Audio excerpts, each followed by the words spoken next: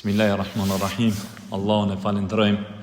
Përshëndetjet tona të sinqerta mbi vunën e gjithë pejgamberëve Muhammedin sallallahu alaihi wasallam dërgojmë, mbi familjen e tij, mbi shokët e tij dhe mbi të gjithë ata që e ndjekin dhe e pasojnë këtë rrugë deri në ditën e Kiametit. Të nderuar vëllezër, vazhdojmë mësimet tona shoqëria e cila ndryshoi botën, i dërguari i Allahut Muhammedi sallallahu alaihi wasallam dhe shokët e tij.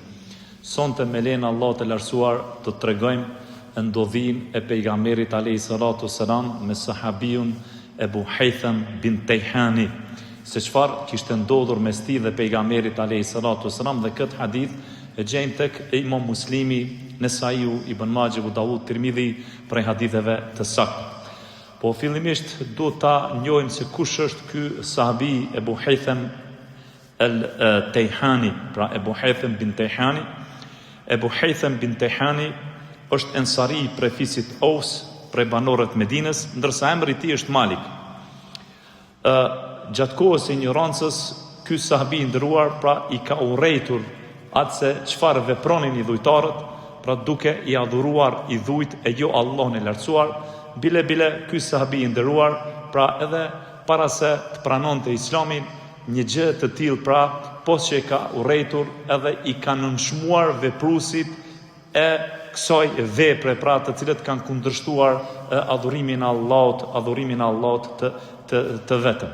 Dhe ishte prej të parëve vëllezër, prej të parëve i cili e kishte pranuar pra Islamin nga banorët e Medinës kur kishte shkuar në Mekë, dhe po ashtu ka qenë prej grupit të parëve, prej 12 burrave të cilët ja dhanë besën pejgamberit alayhi salatu selam, pra 6 dhe 12 burrave në besatimin e Akabës së parë, dhe po ashtu ka qenë edhe prej mesin e 70 burrave apo 70 njerëzve që ja dhanë besën pejgamberit alayhi salatu selam në besatimin e dytë të Akabës, dhe me ardhen e pejgamberit alayhi salatu selam në Medinë, pas hijretit, i dërguari i Allahut Ebu Haythamin e kishte vllazëruar me sahabiun Uthman bin Mad'unin radhiyallahu anhu, ka marrë pjesë në betejën e Bedrit, por edhe në disa beteja tjera me pejgamberin alayhi salatu selam, dhe i dërguari i Allahut Ebu Haythamin e kishte dërguar si këshilltar në Hajber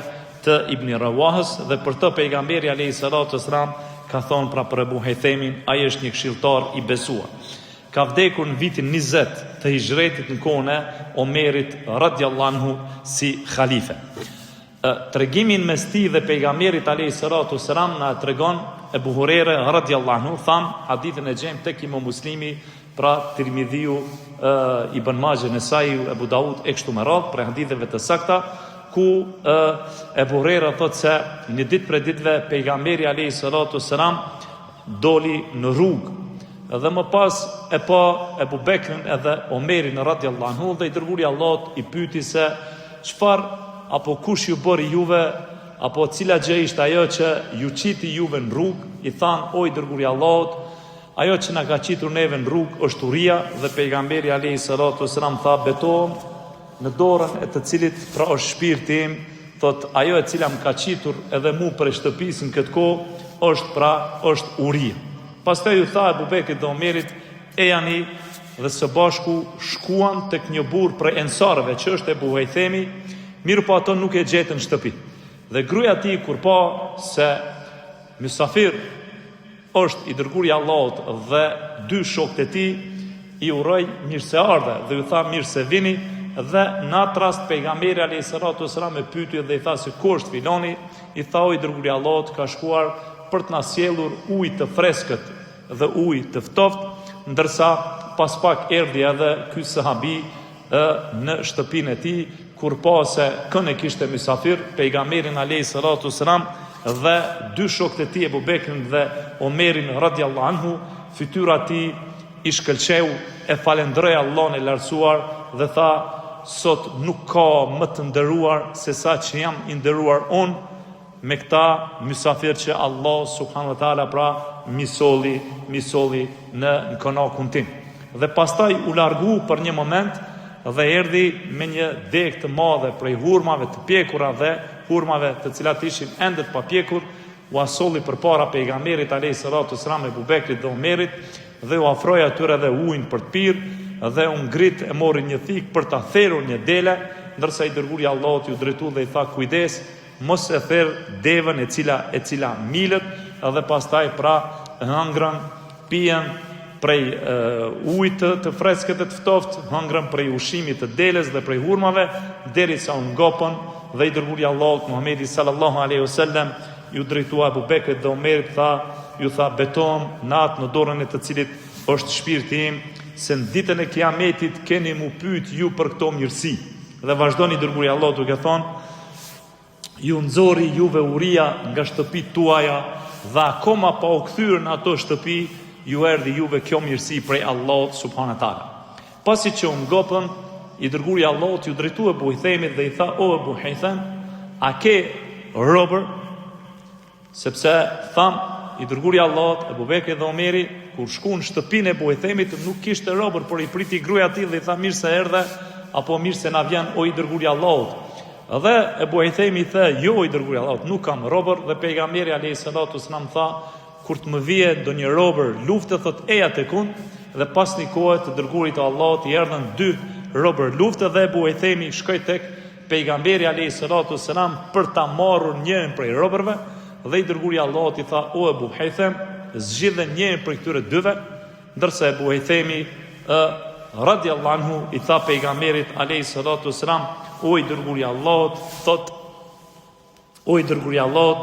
thot, ma zgjedh, thot, ti njërin prej tyre, dhe pejgamberi alayhi salatu wasalam i drejtohet dhe i thot, atë që e ke zgjedhur për këshilltar, i ke shprehur besimin atij, thot, merre kët, sepse unë e kam parë kët rob duke u falur, dhe pastaj e porosit e Abu Hithemin duke thonë, dhe sillu mirë me të.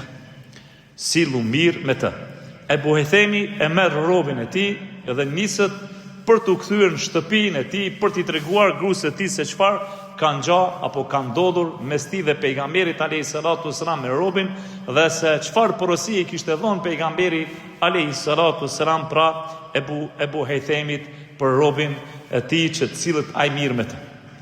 I tregon ndodhin dhe fjalët gruas së tij, ndërsa ajo i drejtohet duke thonë, o Abu Hithem, emaneti pejgamberit alayhi salatu wasalam nuk mundet me u zbatu ndryshe veçse me liru ti këtë rob. Për me quë emanetin vend pejgamberit alayhi salatu wasalam, o sjell mirë me to, thot nuk mundën ndryshe, nuk mundesh ndryshe me qunë vend këtë emanet, vetëm se me lirue këtë rob nga robëria. Atëherë Abu Hithemi, pra ende pa e futur në shtëpi robin e tij, i thot, prej tani ti je i lirë, dhe këto fjalë dhe kjo vepër e Abu Hithemit i shkon në vesh pejgamberit alayhi salatu wasalam, pra i dërguari i Allahut Muhamedi alayhi salatu wasalam e dëgjon dhe thot, profeti i Zotit Muhamedi sallallahu alaihi wasallam nuk ka pejgamber dhe as të dërguar dhe as sundimtar udhëheqës, vetëm se rreth këtyre janë 2 lloj këshillues, 2 lloj miq të cilët këshillojnë ty.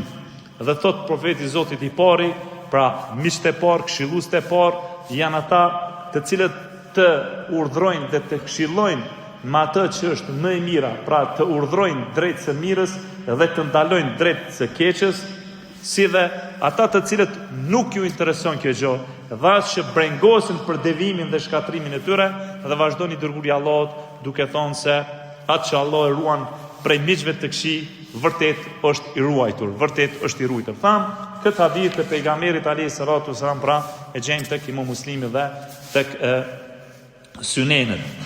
Të nderuar vëllezër, ky hadith i pejgamberit alayhi salatu wasalam na kujton një gjë. Ajo është se Allah subhanahu taala i kishte ofruar pejgamberit të tij të jetonte si mbret dhe pejgamber apo si rob dhe i dërguar, ndërsa i dërguari i Allahut Muhamedi sallallahu alaihi wasallam e zgjodhi të jetonte si rob dhe i dërguar i tij. Dhe i dërguari i Allahut Muhamedi sallallahu alaihi wasallam ndonjëherë ka qenë i ngopur me ushqim, mirë po në shumicën e rasteve pejgamberi alayhi salatu wasalam ka qenë pra i uritur dhe kështu ka qenë edhe krejt jeta pejgamberit alayhi salatu wasalam derisa ka ndruar jetë. Pra, i dërguari i Allahut Muhamedi sallallahu alaihi wasallam, krijesa dhe pejgamberi më i miri i umetit, si dhe këto dy shokët e tij, Ebu Bekri dhe Omeri, pra të dashurit e profetit të Zotit Muhamedit alayhi salatu wasalam dhe burrat më të mirë pas pejgamberëve të Allahut, që të tre ajo që i nxorri për shtëpisë ka qenë pra Uria. Pse? Sepse që të tre nuk kanë rezervuar në shtëpitë e tyre mall dhe ushqim, mirë po ato që e kanë pas e kanë dhënë për hir të Allahut të lartësuar, duke u dalë në ndihmë fukaranjeve dhe atyre që kanë pas nevojë. Pra, dalja pejgamberit alayhi salatu wasalam o vëllezër ka qenë një dalje pazakontë në një kohë kur njerëzit nuk kanë qenë rrugëve të Medinës, në një kohë të pazakontë. Për atë edhe Omeri dhe Ebu Bekri kanë ndodhur në njëjtën kohë. Dhe pejgamberi alayhi salatu wasalam, pra kur i ka pyet çfarë ju ka qit juve, ka thonë Uria. Dhe që të tre bashk kanë shku tek ky sahabi i nderuar Ebu Hejthemi, pra tek Maliku, të cilit Allahu subhanahu taala i kishte dhënë prej pasurisë palma të urmave dhe po ashtu prej blegturisë, pra kishte edhe një tuf prej dele. Ebu Hejthemi thamë, si që po në hadith, nuk kishte shërptor, prandaj mysafirët i priti gruaja e tij, e cila ju dëshiroi pra mysafirëve mirë se ardhja, dhe Ebu Hejthemi pas një kohë vjen dhe kur sheh se kush janë ata mysafirë që e kanë nderu, pra tha, nuk ka njeri më të nderuar sot se sa unë, sepse Allah më ka nderu si mysafir ta kem pejgamberin Allahut Muhammedin alayhi salatu wasalam dhe dy shokët e tij. Numan ibn Beshir, një prej sahabinëve të tjerë, i cili e transmeton një hadith të pejgamberit alayhi salatu wasalam.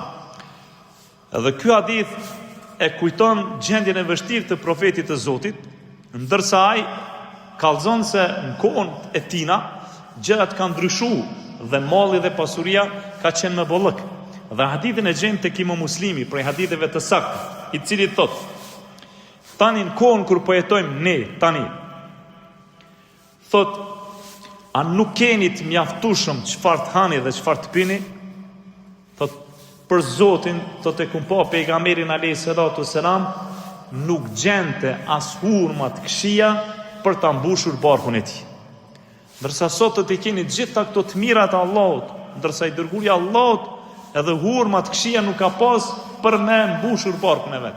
Siç tregon Aisha radhiyallahu anha, hadithin e Imam Muslimit, thotë se neve, pra familjes së pejgamberit alayhi salatu wasalam, kalonte muaj pa u ndezur zjarri. Me një transmetim 3 muaj rresht nuk është ndezur zjarri, dhe i vetmi ushqim që kemi pasur kanë qenë hurmat edhe ujë. Pra këto dy hadithe, këto 3 hadithe të pejgamberit alayhi salatu wasalam tregojnë se fukarallëkin e profetit, edhe e dyta tregojnë se sa pak pejgamberi alayhi salatu wasalam ka pasur prej ushqimeve për të ushqyer. Dhe në anën tjetër po ashtu, këto hadithe të profetit alayhi salatu wasalam tregojnë se sa e pavlerë është dynjaja tek Allahu i lartësuar. Të kishte pasur dynjaja vlerë, Allah subhanahu taala pra do ta kishte furnizuar të dërguarin e tij me ushqimin më të mirë dhe do ta kishte veshur me petkat më të mira. Mirë po dynjaja është e pavlerë. Prandaj i dërguari i Allahut Muhamedi sallallahu alaihi wasallam jo çdo ditë ka pasur bukë për të ngrënë. Dhe ajo çfarë ka pasur si rradh ka qenë buka e elbit. E njëjta gjë ka qenë, i njëjti ushqim ka qenë edhe për familjen e tij. Jo çdo herë ata janë ngopur me bukë.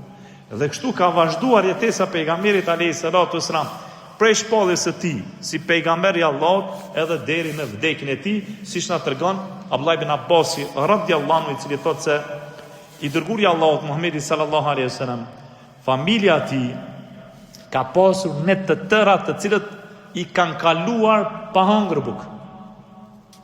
bukë. Pra i kanë kaluar të uritur.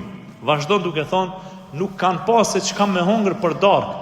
Edhe buka që më së shpeshti e kanë hongër ka qenë buka e elbit.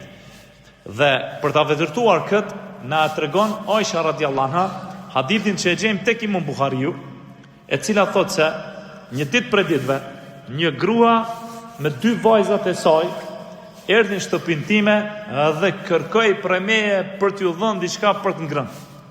Dhe Aisha radhiyallahu anha thotë, nuk kisha çfarë t'ju jepja atyre pos një hurme. Një hurme të vetme thotë e kum pas. Thotë edhe atë hurme ja dhash asoj grua. Dhe ajo grua thot, para syve të mi, e mori këtë hurme, e ndo në 2 pjesë, dhe u dha qikave të veta, ndërsa për vetën e vetë nuk mori asë një pjesë për asoj hurme. Dhe ju e dini se çfarë mallësie ka hurme.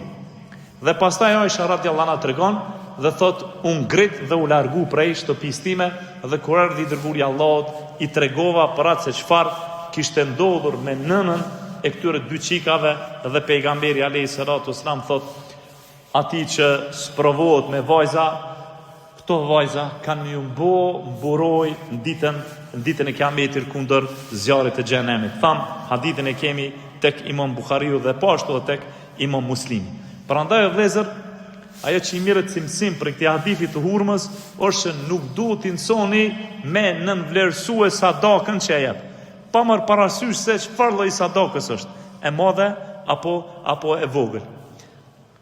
Ka ardhur me një hadith tjetër të Adi ibn Hatimit, që e gjejmë tek Imam Buhariu dhe Imam Muslimi, se i dërguari i Allahut Muhamedi sallallahu alaihi wasallam ka porositur dhe ka thonë, mbroni prej zjarrit të xhenemit, qoftë edhe me një gjysmë urme. Pra, Aisha radhiyallahu anha na tregoi gjendjen e jetesës së pejgamberit alayhi salatu wasallam.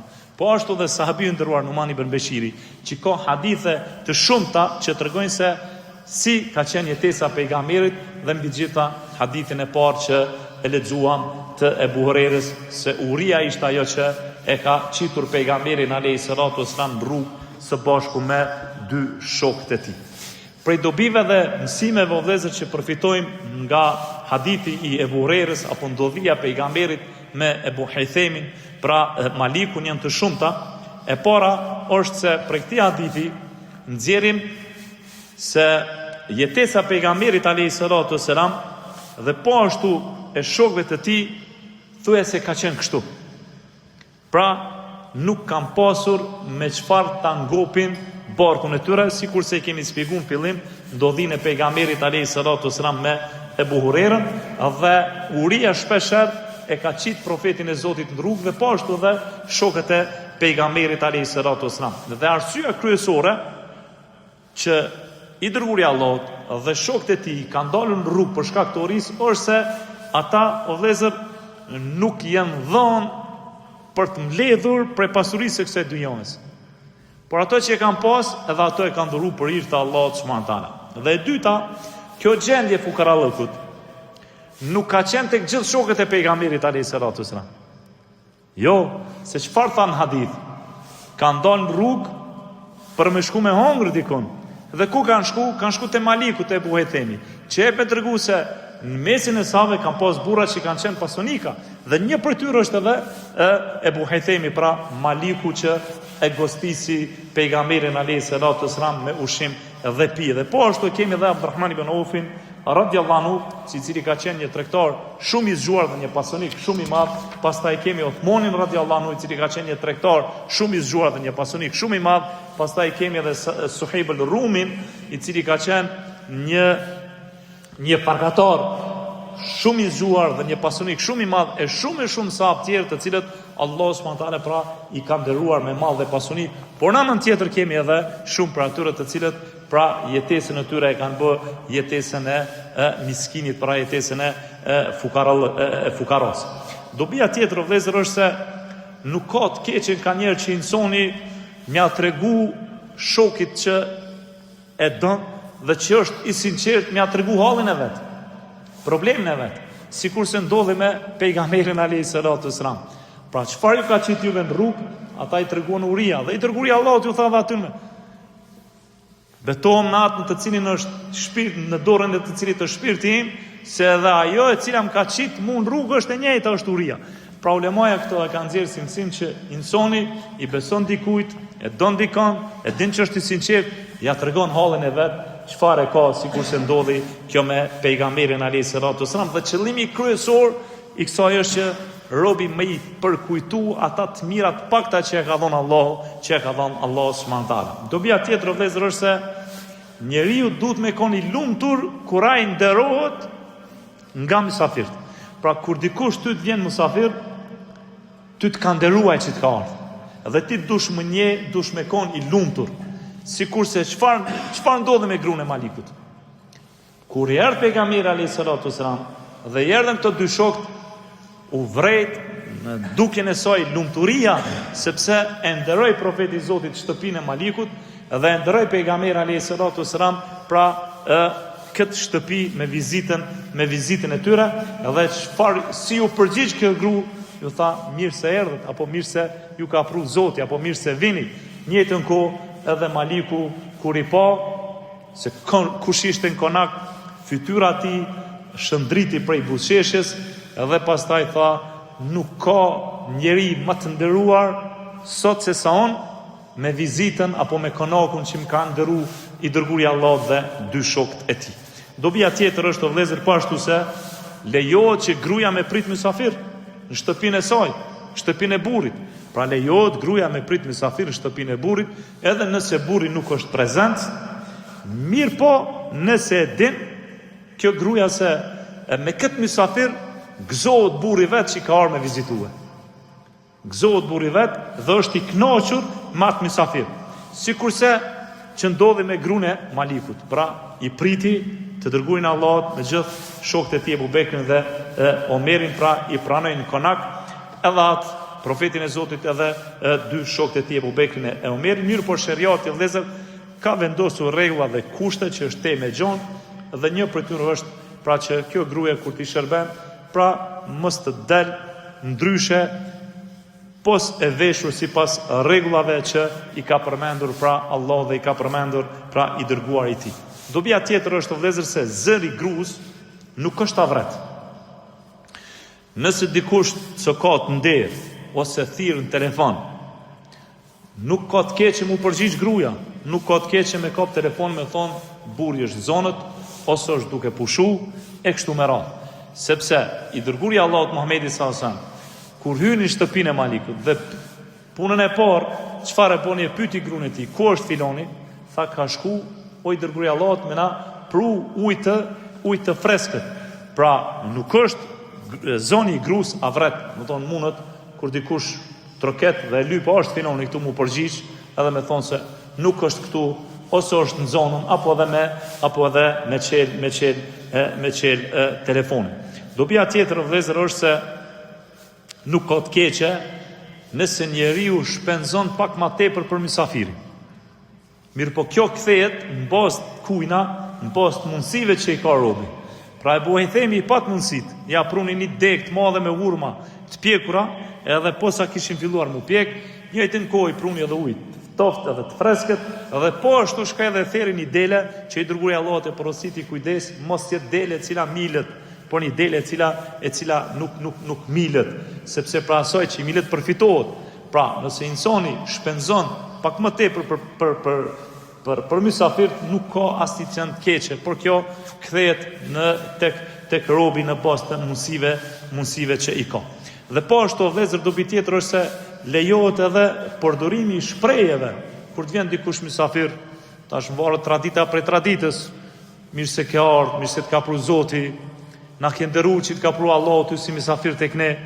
Gjitha këto vijnë pasi që i jepet selami banorëve të shtëpisë dhe merret selami prej tyre, dhe pastaj domethënë i thu mirë se të ka pru Zoti, bujrom në konatin tim, sepse kështu ka ndodhur me pejgamberin alayhis salatu wassalam dhe shokët e tij. Po ashtu në këtë hadith e gjejmë edhe dashurinë e sahabëve ndaj pejgamberit alayhis salatu wassalam dhe nderin që ja kanë bërë sahabët pejgamberit alayhis salatu wassalam, sikurse nderi që e boni Ebu Hejthemi dhe gruaja e tij, pra u gëzuan, u ndin të privilegjuar sepse në konakin e tyre erdhi i dërguari Allahut së bashku me dy shokët e tij. Dobi tjetër, vëllezër, është se lejohet ngopja me ushqim apo pije, sikurse që veproi pejgamberi alayhis salatu wassalam dhe dy shokët e tij, dhe po ashtu siç lejohet edhe mundi mikpritësit për mysafirin, siç u mundua Ebu Hejthemi karshi pejgamberit alayhis salatu wassalam dhe shokëve të tij. Po ashtu dobi tjetër është falënderimi që duhet t'ia bën mysafiri mikpritësit, pra me falëndru për atë vepër që e ka bërë për ta. Normal me falëndru Allahun e lartësuar, pastaj me falëndru edhe atë që e ka mirëprit, sepse ka në hadith të pejgamberit alayhis salatu wassalam, kush nuk i falëndron njerëzit, nuk e falëndron Allahun Allahun subhanahu wa taala, me bë dua për të, me rujt, me dhon të mirat e dynjos, të mirat e ahiretit, me ashtu rizkin, me ashtu bereqetin, sepse i dërguari Allahut në fund çfarë i tha Ebu Bekrit dhe Omerit, i tha se ditën e Kiametit keni mu pyet për këto mirësi, ende pa shku ju në shtëpia tuaja, Allah ju furnizoi me rizk, me ushqim, edhe me pije, si thot i Madhi Zot tek surja e Tekethur ajeti numër 8, pastaj atë ditë do të pyeteni për kënaqësitë e kësaj bote. Dhe po ashtu vëllezër, lejohet nga njëherë betimi nëse nuk kërkohet prej teje betimi. Shpeshherë na ndodh neve, domethënë kur flasim diçka bëjmë bejnë Zot. Ndërsa tjetri thot nuk ki nevojë mu betu se unë besoj ty. Unë besoj ty, s'ki nevojë ti mu zotu dhe s'ki nevojë ti me u betu. Mirë po kjo ka bazë në sunetin e pejgamberit alayhis salatu wasallam, se lejohet me u betu edhe nëse nuk kërkohet prej teje. Domethënë askush nuk kërkoi prej profetit Zotit çaj zotohet edhe të betohet. Mirë po pejgamberi alayhis salatu wasallam çfarë ju tha dy sahabëve Abu Bekrit dhe Omerit, i tha pashat në dorën të cilit të shpirtim ju kanë nxjerrë nga shtëpia ajo që më kanë nxjerrur edhe mua, pra uria, pra i dërguari Allahut u betu para dy shokëve të tij. Po ashtu vëllezër, lejohet të pasurit me i dhon dhurat, me i dhon hedije, edhe pse është i pasur, ose me i dhon rob prej robërve të luftës, gjë që ka ndodhur në kaluarën, edhe pse ka bën ti me i dhon atij, me i dhon dhurat. Siç veproi pejgamberi alayhis salatu wasalam, pra Ebu Hejthemi ishte pasionik. Mirë po çfarë i thati, kur të vjen mu ndonjë rob prej robërve të luftës, eja edhe merre ato prej meje si dhurat. Po ashtu vëllezër, këshilluesi lejohet që njeriu mu këshillu me të tjerët. Mirë po, duhet me pas kujdes me kënd po këshillohesh. Sepse këshilluesi kur këshillohesh duhet me ta dhon këshillën e sinqert. Pra me tregu, me të këshillu mënyrën më të mirë të mundshme, me ta dhon këshillën e sinqert kur ti kërkon prej tij këshill. Ndërsa dinë vëllezër se tradhti është me ia dhon atij që kërkon prej teje këshill, me këshillu me një këshill e cila i bën dom atij. Kjo është tradhti dhe kjo nuk lejohet. Pra shifet në hadith edhe këshillimi sikurse ky sahabi u këshillu me gruën e vet për çështjen e robit se çfarë me bë, dhe ajo porositi se emaneti profetit nuk mundet të qohet në vend ndryshe vetëm se me liru atë rob për hir të Allahut subhanahu wa taala. Po ashtu vëllezër, për dobia tjetër që përfitojmë nga hadithi i pejgamberit është se nëse njeriu ka punëtor në biznesin e vet, duhet me kon shumë i kujdesshëm me ta, si sillet me ta, se sa i drejtë është me ta, se mos me i ngarku punëtorët për te asoj që mundën me mbartë ata. Mos me i ngarku për te fuqisë të tyre që e kanë. Dhe pejgamberi alayhis salatu wasalam, kur ja dha robin Ebu Hejthemit, çfarë i tha atij? I tha kujdes edhe sillu mirë me to.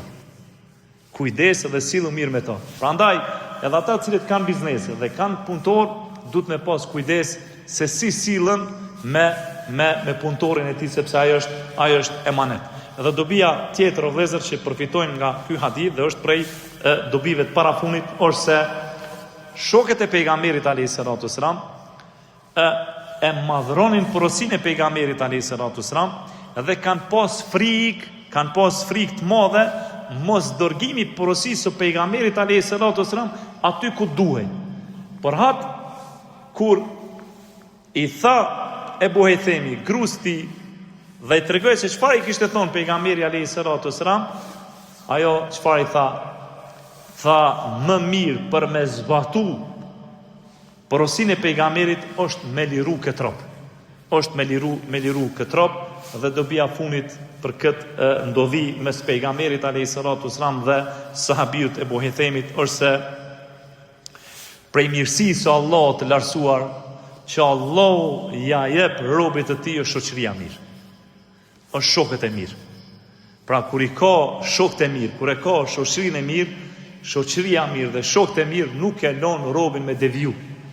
E përkujtojnë Allahun, ja përkujtojnë takimin me Zotin, ja përkujtojnë sunetin e pejgamberit, ja përkujtojnë haramin, i tregojnë se çfarë është halali e kështu me radhë. Dhe mbi të gjitha nuk ka më mirë se Allah me të furnizuar me një gru të mirë, të ndershme, të devotshme, që ka tutën Allahut, sikur se ishte rasti i grusë e Buhejthemit, e cila e udhzoi dhe e këshilloi burrin e saj Hethemin që ai me arrit gradën dhe shkallën më të lartë të zbatimit të porosisë së pejgamberit alayhis salatu wassalam, kur ai pra u këshillu me gruën e vet se çfarë të bëj me këtë rob, dhe ajo i tha liroje këtë rob, sepse ndryshe nuk ke mundësi me zbatu porosinë e pejgamberit alayhis salatu wassalam.